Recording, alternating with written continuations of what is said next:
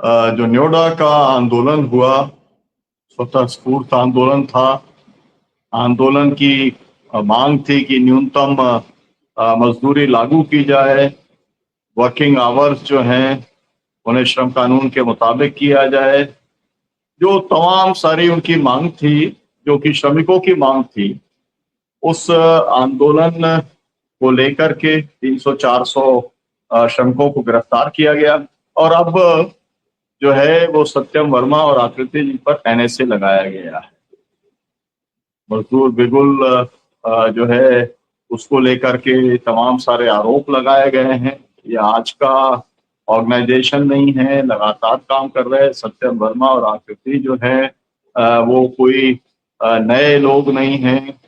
जन आंदोलनों का जो एक बुद्धिजीवी देश के अंदर तबका है, लिखने पढ़ने वाले श्रमिकों के साथ में जिनका शोषण होता है, जो पसीना बहाने वाले लोग हैं, उनको आवाज देने का काम आप दशकों से करते रहे हैं, लेकिन उन्हें एनएसए में बंद कर दिया गया। पहली बार नहीं हुआ है, एनएसए बनाई ऐसे लोगों के लिए है जो लोग इनके साथ में, सत्ता के साथ में जुड़े हुए हैं, सरकारों के साथ में जुड़े हुए हैं। वो क्या क्या गौरव धंधे करते हैं उसकी खबरें, रिपोर्ट आपको मीडिया के माध्यम से पता चलता रहता है, लेकिन कभी उन पर एनएसए की कार्रवाई नहीं होती है।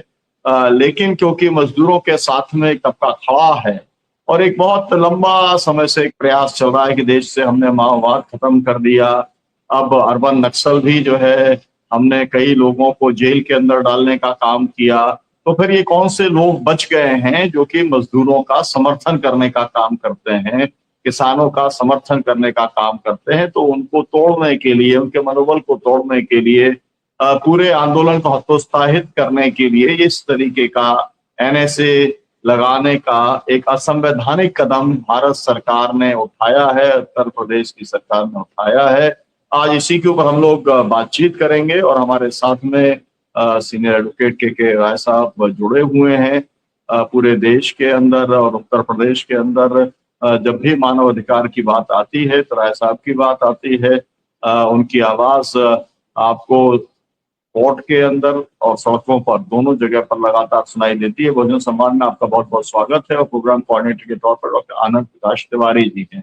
हमारे और भी पैनलिस्ट जब तक जुड़े हैं, मैं आपसे राय साहब ये जानना चाहता हूँ कि ये पूरा मामला क्या है और क्यों है, और एनएसए इलीगल है, और मैं ये बात गारंटी से कह सकता हूँ कि हाई कोर्ट के अंदर कितने समय में खत्म होगा, लेकिन एनएसए से ये एक्यूट होने वाले हैं। हमने तमाम सारे साथियों को अपने ऐसा देखा है। यूएपीए भी लगा दिया, बाद में फिर उससे जो है सोनम वांगचुक के ऊपर ही लगा दिया था, और इसके बाद हमने देखा था हमारे अखिल गोगोई जो है उनके ऊपर लगा दिया था। तमाम सारे लोग हैं जिनके ऊपर लगाया जाता है, फिर खत्म किया जाता है, लेकिन कुल मिलाकर उन्हें प्रताड़ित किया जाता है। तो आप क्या कहेंगे राय साहब इसको लेकर के?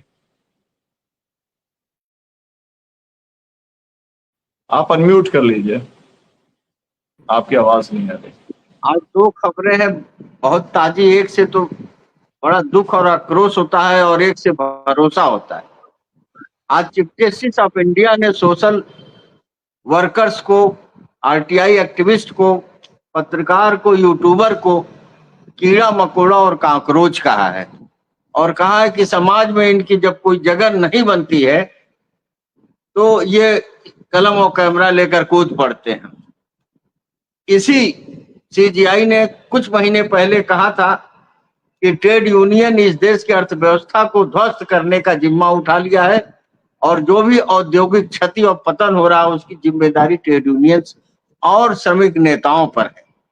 तो हमारे न्यायपालिका के अगुआ के आंख में न्याय की पट्टी उतार कर वहां से अपनी आंख में अगर वो बांध लिए हो, अगर इस देश के करोड़ों करोड़ों मेहनत कश को इस देश के प्रगति में बाधक समझते हैं तो उनके अधिकारों का समाधान तो पुलिस का डंडा ही करेगा। ये तो सरकार को उन्होंने इशारे से बता दिया है कि प्रगति चाहते हो तो मजदूरों की छाती का लहू तुम्हारे लाठी पे दिखनी चाहिए।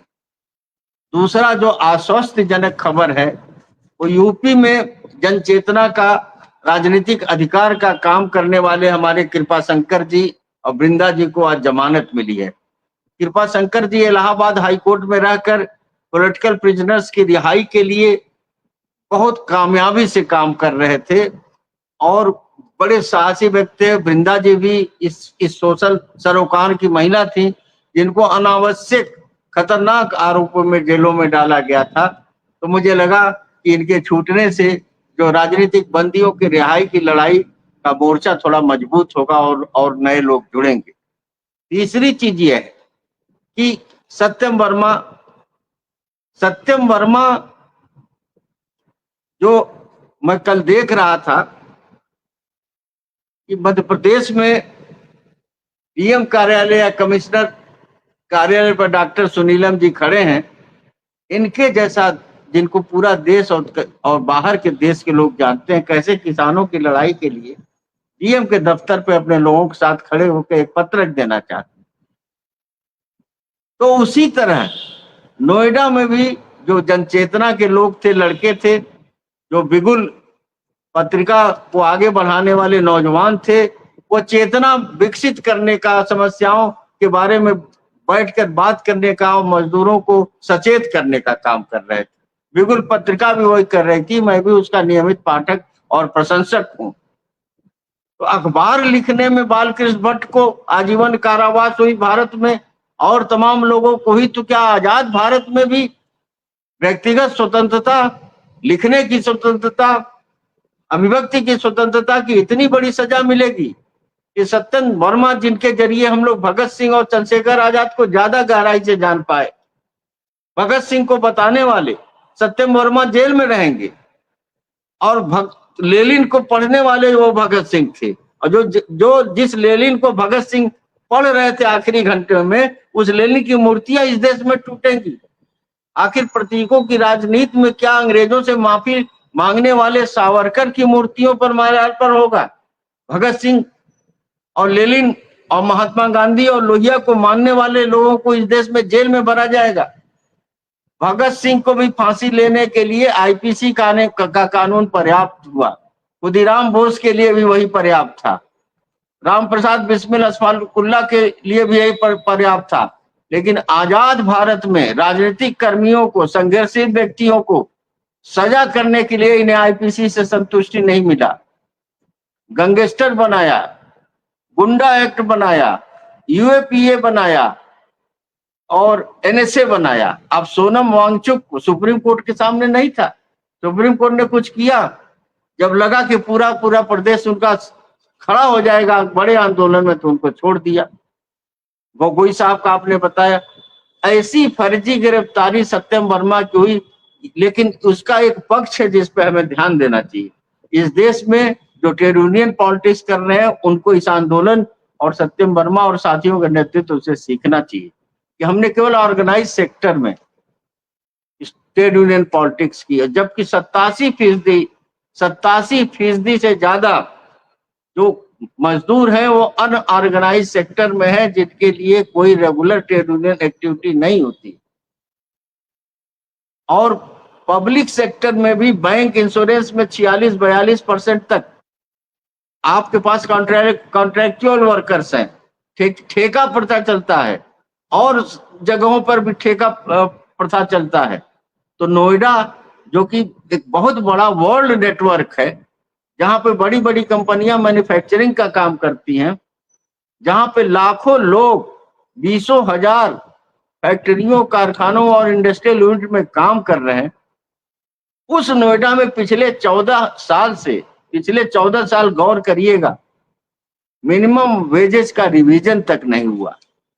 और जब विस्फोट हुआ आपको 12 अप्रैल को, जब हजारों की संख्या में मजदूर सड़कों पे आए और भीड़ गए और उत्पीड़न के खिलाफ उन्होंने फैक्ट्रियों को तोड़ना और उनकी गाड़ियों को ध्वस्त करना शुरू किया, तब जाके 14 तारीख को अचानक उन्होंने 11,313 से 13,690 कर दिया। अब 13,000 में 8,000 से 9,000 तक तो उन्हें सिलेंडर और किराए में खर्च करना है। तो उनका जीवन यापन, जो नोएडा और ग्रेटर नोएडा की अट्टालिकाएं, उसके पीछे जो नारकी बस्तियां हैं, जो नालों के ऊपर हैं, जो मलबों के ऊपर हैं, उसमें नोएडा के मजदूर रहते हैं। और उसकी हालत यह, उसमें भी वो देते क्या है, वो इस देश में जो स्पेशल इकोनॉमिक जोन है नोएडा का, 2025 में सुनीलम जी यकीन करिए कि 11,000 करोड़ रुपया इनके मेहनत से एक्सपोर्ट हुआ है। 11,000 करोड़ का एक्सपोर्ट हुआ है वहां पे, और वो mobile, electricity, auto parts, IT service, medicine और गारमेंट में हजारों हजार करोड़ का एक्सपोर्ट जो है नोएडा के मजदूरों के द्वारा होता है। और वहां स्थिति है कि गारमेंट फैक्ट्रियों में 60% से ज्यादा महिलाएं हैं जिनको मैटरनिटी लीव नहीं मिलती, जिनको नौकरी ले लेने के डर से सेक्सुअल एक्सप्लॉयटेशन होता है, और जो जो अपने परिवार के साथ नहीं आ पाती, उन्हें गर्ल्स हॉस्टल के नाम पर वो बिल्कुल घुटन भरे कमरों में रखा जाता है। तो नोएडा के आंदोलन में ने इस चीज को उजागर किया। नोएडा का ही आंदोलन नहीं, अभी सुनीलम जी बताएंगे, अभी उसके तुरंत बाद जो बॉयलर फटा था अडानी के, उसमें छत्तीसगढ़ में 600 डिग्री टेम्परेचर का मलबा मजदूरों पर गिरा था, जिसमें 14 मजदूर वहां गल गए, 14 मजदूर वहां पर गल के मर गए, लेकिन कहीं कुछ नहीं हुआ क्योंकि वो अडानी की फैक्ट्री थी। हालत यह है कि इस समय भारत में जो है, जो आंकड़े हैं, जैसे वहां हुआ जो बॉयलर फटने से मरे हैं लोग, उसके बाद जो आंकड़े आए कि 48,000 लोग ऑक्यूपेशनल हैजार्ड, मतलब करंट लग गया, गाड़ी चढ़ गई, मशीन में हाथ पैर चला गया, 48,000 लोग हर साल मजदूरों को मर रहे हैं। यह देश जिस तरह से उन्होंने कहा सोशल मर्डर, एंजिल्स ने 1823 में जो किताब लिखी थी कि work condition of working class in England, उसमें इंग्लैंड के मजदूरों को कहा था कि ये सोशल मर्डर हो रहा है। नोएडा में ये सोशल मर्डर, और नोएडा अब नोएडा का आंदोलन नहीं रहा। नोएडा का आंदोलन पहले मनेसर में था, गुड़गांव में था, आज वो कम से कम 12 प्रांतों में फैला है। उसको दबाने के लिए रासुका और यूएपी बहुत नाकाफी है।